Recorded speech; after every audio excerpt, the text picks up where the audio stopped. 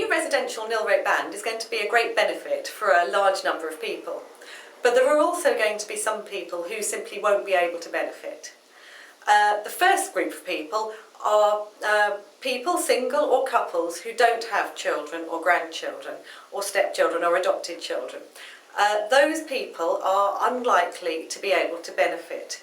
If you leave your estate to a nephew or a niece or a brother or sister, then the residential nil rate band simply won't apply. You'll be outside the regime. So it is difficult for people who don't have children. Their estates will end up paying more tax than their friends who do have children. The second group of people who might struggle or might not benefit quite so much are unmarried couples.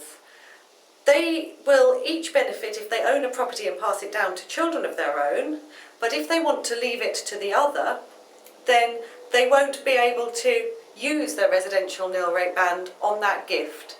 So if you've got a man and a woman living together, and the woman dies and wants to leave her property to the man, she's perfectly free to do so, but she won't be able to set the residential nil rate band against that gift.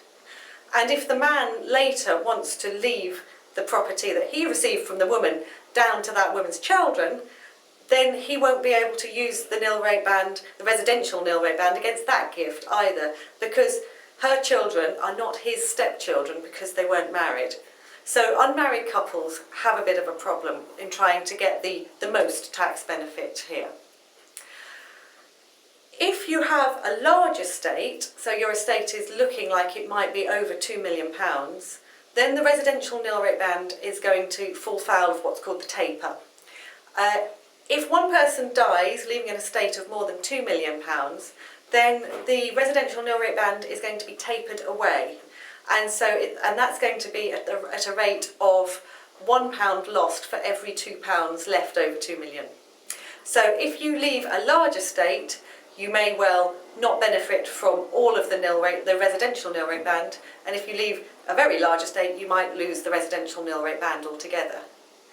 This gives rise to a few planning points if you have got a husband and wife who want to leave everything to each other, because it may be that separately they don't have an estate worth over 2 million, but combined they do. And in those circumstances it's very worth coming in to see us, because there may well be something that we can do to ensure that the full benefit of the residential nil rate band is preserved.